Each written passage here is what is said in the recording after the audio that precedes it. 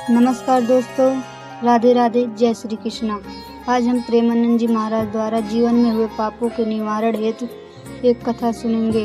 तो वीडियो में लास्ट तक बने रहिएगा। चलिए हम सुनते हैं। चैप्टर ही हमारा नहीं है, हमारा मार्ग अध्यात्म मार्ग है। चाहे गृहस्थ हो चाहे विरक्त हो, एक पत्नी व्रत धारण करने वाला गृहस्थ ब्रह्मचारी ही माना जाता है। जो केवल संतानोत्पत्ति के लिए गृहस्थ क्रिया करता है उसे ब्रह्मचारी ही माना जाता है। नाम जप करते हुए अतिथि सेवा, परिवार का पोषण, वो साधु ही माना जाता है। हमारे मन में जो भोगों की स्फुरणा होती है उसके कई कारण होते हैं। एक तो होता है संचित पाप राशि जो पूर्व में जमा है, प्रायः इसी से भोग स्फुरणाएं होती हैं। दूसरा संग से होती है। आपकी पाप राशि से स्फुरणा ना हुई तो कोई भोगी पुरुष ऐसा मिला, परमाणु होते हैं। पूज्य श्रीधर बाबा की कुटिया में जब जाते थे, आप सच्ची मानिए, घुसते ही ऐसा लगता जैसे मशीन फिट कर दी गई हो। मंत्र एकदम रफ्तार से चल पड़ता। और जे 8 बजे रात्रि के जाते थे चरण चापने, जे ही उनके चरणों को स्पर्श करते ऐसा लगता हम किसी दिव्य भावलोक में बैठे। क्यों? उनके परमाणु नाम जापक संत, रात दिन नाम जापक, ऐसे परमाणु उनकी हर वस्तु में, कोई भी वस्तु उनकी छुओ के एक दिव्यता थी उसमें। ऐसे ही जैसे वो रात दिन भजन में लगे तो उनकी हर वस्तु में परमाणु, ऐसे ही रात दिन जो भोगों में लगे उनकी हर वस्तु में भोग के परमाणु हैं। सावधान, उनके आसन पर बैठना, उनकी थाल में पाना, उनका स्पर्श होना, उनका संभाषण होना, उनसे मित्रता करके उनका चिंतन करना, ये भोगों को बढ़ावा देना होगा। इसी को विपरीत देखो संतों के प्रति, उनके समीप बैठना, उनका जूठन पाना, उनको देखना, उनसे संभाषण करना, भजन का बढ़ावा होगा। देख लेना। पूर्व संचित पापों से जो स्फुरणा होती है उससे बहुत सहजता में बचा जा सकता है, लेकिन प्रगट कुसंग से जो स्फुरणा होती है इससे बचना बड़ा कठिन होता है। पूर्व पापों से स्फुरणा सबके हृदय में होती है जब तक भगवत साक्षात्कार नहीं हो जाता। वो बार बार आकर्षित करता रहता है संसार का राग। और अगर कहीं कुसंग मिल जाए फिर क्या कहना है? फिर तो जो स्फुरणा थी संकल्प बनेगा, संकल्प क्रिया बन जाएगी, क्रिया होते ही अध्यात्म अंतर्ध्यान हो जाएगा, अध्यात्म मार्ग ही नहीं रहेगा। इसलिए कर्म राशि की तो तुम चिंता मत करो, उसे तो भस्म करने के लिए शरणागति समर्थ है। लेकिन कुसंग से बचने के लिए तुम्हारे ऊपर पूरा भार है। कुसंग से तुम बचो। बरुहल बास नरक करताता, दुष्ट संग जनि दे विधाता। गंगा किनारे भ्रमण जब कर रहे थे तो तरी घाट है, उसके आगे हम जा रहे थे। नया शरीर और वैराग्य, ना कमंडल, ना बिस्तर, ना कोई भीषण सर्दी का समय। एक मार्किन नीचे पहने लाल रंग से गेरुआ, बस लंगोटी, और एक मार्किन बस, कोई नहीं, कोई कमंडल, कुछ नहीं। रोम रोम हर समय सर्दी से व्याप्त रहता। भोजन की व्यवस्था जहां ठाकुर जी कर दे।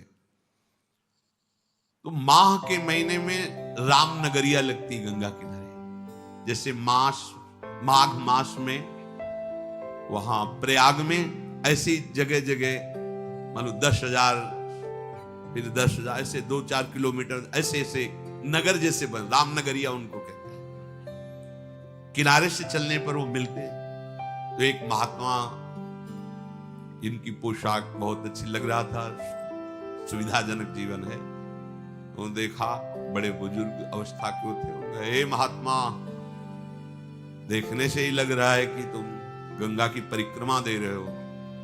परिक्रमा तो नहीं, पर गंगा किनारा ही हमारा जीवन है। बोले आओ 2-4 दिन रुक लो।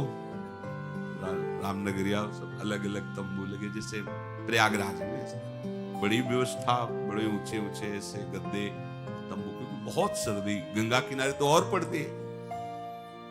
हमें भी लगा चलो संत भगवान 2-4 दिन के लिए कह रहे, रुक जाते। जो ही रुके 12 बजे कितने प्रकार के भोजन, खीर ये हो, जहां रोटी भी नसीब नहीं हुआ, इतना कहा चलो भगवान की बड़ी कृपा 2-4 दिन जो है दोपहर में पाया। रात्रि में उन्हीं के पास शयन के, बड़ा तंबू था ऐसे वैसे। दूसरे दिन सुबह 8 बजे के करीब जलेबी का भंडारा था, फिर राजभोग अलग। खूब ऐसे पुण्यात्मा जन करते रहते हैं। पास में और भी ऐसे शिविर लगे थे उनके निज जनों के, तो उनमें से एक प्रणाम योगी है, जलेबी का भंडारा संतों के लेकर, वो स्वयं लेके आए, पवाया और कुछ भी हमका भेंट लेते नहीं। तो जलेबी प्रिय वस्तु, मीठा खूब अच्छे से अच्छा पहले ये था कि पता ले आज मिला है, कई दिन ना मिले, कभी गैस की गोली नहीं खानी पड़ी, चाहे जितना पालो 2 दिन 4 दिन नहीं मिला, सब बच गया। अब जीव ही पा करके थोड़ा ही समय हुआ, पहले दिन का राजभोग, दूसरे दिन का ये बाल भोग जलेबी, वो जलेबी बाल भोग का राजभोग जैसा ही गरम गरम जलेबी, जैसे नशा चढ़ता है ऐसे दिमाग में बस।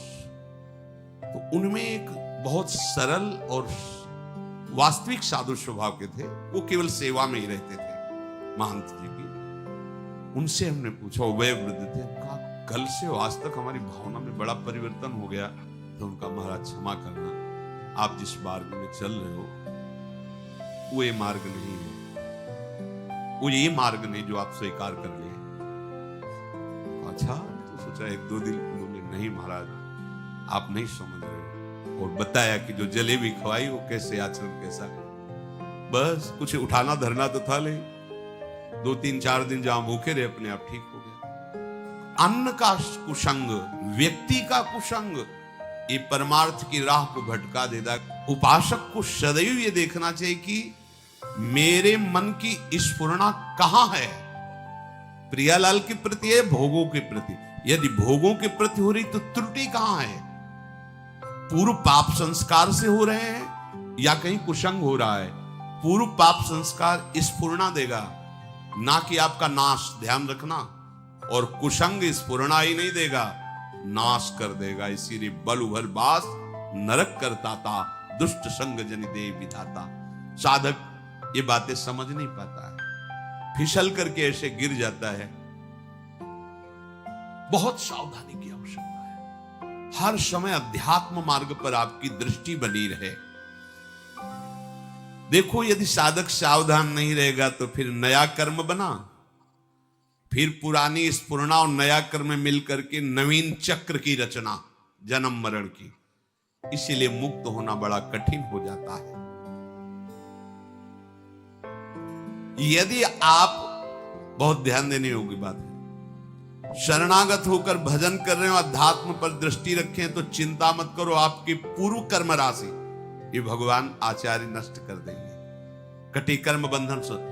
पर यदि आप नवीन कर्म फिर वैसे ही कर रहे हैं तो विश्वास मत रखना कि पीछे का और आगे का दोनों जोड़ करके भोगना पड़ेगा। पीछे की कर्म राशि तब नष्ट होती है जब अवलो नशानी अब ना नशे। आज तक किया, पर आज के बाद चाहे प्राण निकल जाए, आज के बाद नहीं। निहाल हो गए, आज ही निहाल हो गए, आज ही निहाल हो गए।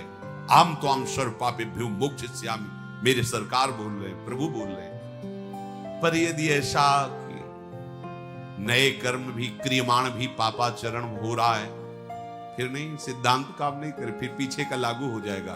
फिर आप कहोगे कि अध्यात्म में उन्नति नहीं हो रही, कोई लाभ नहीं मिल रहा, कोई सुख नहीं मिल रहा, क्योंकि आप गलती कर रहे हो। चलनी में गैया दुहे और दोष दयु को दे। देखो, आपके पीछे के कर्म प्याज जैसे बदबू वाले हैं, जमा है गोदाम में। ऊपर से यदि केसर और कपूर लाद दिया जाए तो केसर और कपूर की गंध प्याज को नष्ट करके अपना प्रभाव दिखा देगी। नाम जब कीर्तन कथा वार्ता, यह है केसर कपूर। लाद दो अपने पूर्व पाप के ऊपर, भगवान नाम का वजन सब दब जाएगी उसकी। तो आपको ये कथा कैसी लगी हमें कमेंट करके ज़रूर बताएं, और वीडियो अच्छी लगी हो तो चैनल को सब्सक्राइब कर लें, क्योंकि प्रेमानंद जी महाराज द्वारा बताए गए निम्न बातों को इस चैनल पर दिखाया जाता है।